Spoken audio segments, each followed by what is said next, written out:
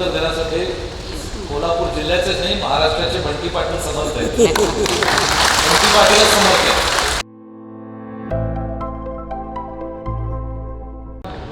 प्रदेश काँग्रेसच्या वतीनं पहिल्यांदा पत्रकार परिषदा घेऊन प्रत्येक नेते आमचे जाऊन पत्रकार परिषद घेऊन भूमिका मांडतात. यातला मुद्दा काय आहे, 2023ला तुम्ही आरक्षण जाहीर केलं, 2024ला लोकसभा झाली त्यावेळी का तुम्ही लागू केलं?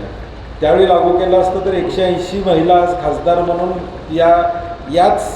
याच कार्यकालात 180 महिला खासदार म्हणून त्या ठिकाणी येऊ शकल्या असतात. त्यामुळे मुळात भाजपचा हा दाखवण्याचा प्रयत्न आहे आणि त्याच्या विरुद्ध जे काय आम्हाला रान उठवायचं ते निश्चितपणे आम्ही उठवू. पत्रकार परिषदेची सुरुवात आहे. उद्या गरज पडली तर मोर्चा काढायला लागला तर फक्त महिलांचाही मोर्चा आम्ही काढू.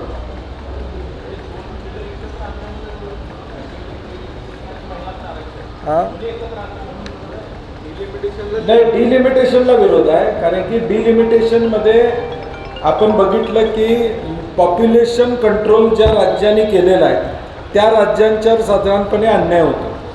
पॉप्युलेशन कंट्रोल ज्यांनी केलेलं आहे, पॉप्युलेशन कंट्रोलचे मेजर जे घेतलेले आहेत आणि मग खासदार वाढले की निधी वाढतो आणि मग त्या पद्धतीनं निधी त्या राज्यांना मिळत नाही. ही सार्वत्रिक भूमिका आहे. आणि डिलिमिटेशन कुठल्या नियमानं करणार, तुम्ही त्याची नियमावली काय करणार, ते सरकारच्या हातातलं एक शस्त्र असणार आहे का उद्या? अशा सगळ्या शंका विरोधी पक्षानं 10 दिवस आधी केल्या होत्या.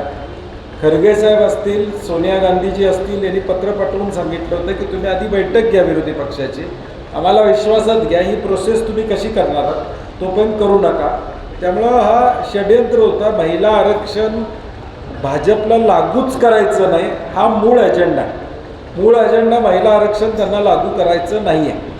मुख्यमंत्र्यांनी या विषयावर खुल्या चर्चेचं आव्हान दिलेलं आहे. माझ्या स्तरावरचा नेता पाहिजे अशी त्यांची अट आहे. महाविकास आघाडीकडून काही त्या संदर्भात चर्चा झाली. कोण चर्चा करणार आहे का मुख्यमंत्र्यांशी? मुख्यमंत्र्यांना प्रत्युत्तर देण्यासाठी कोल्हापूर जिल्ह्याचेच नाही महाराष्ट्राचे बंटी पाटील समर्थ आहेत. बंटी पाटील समर्थ आहेत. सुप्रियाताई, प्रणिती शिंदे, बऱ्याच लोकांनी, विशंबर चौधरी, असीम सरोदे, सगळ्यांनी तो एक पॉलिटिकल जिम्मिक आहे त्यांचा आव्हान द्यायचा. मग ते आता प्रणिती शिंदे आमच्या त्या ठिकाणी महिला म्हणून तयार आहेत, त्यांनी स्वीकारलं पाहिजे. ते कोणी असू दे. शेवटी माझं मत काय आहे, ज्यावेळी मुख्यमंत्री एखादं आव्हान देतात त्यावेळी त्यांना जर त्यांची भूमिका मांडायची असेल तर कोणी उभारलं तर त्याला उत्तर द्यायला पाहिजे ना. तुमच्याच लेवलला पाहिजे असं काय? तुमचा मुद्दा मांडायचा असेल तर कोणी व्यक्ती जो प्रश्न विचारतो, शेवटी तुम्ही राज्याचे मुख्यमंत्री आहात.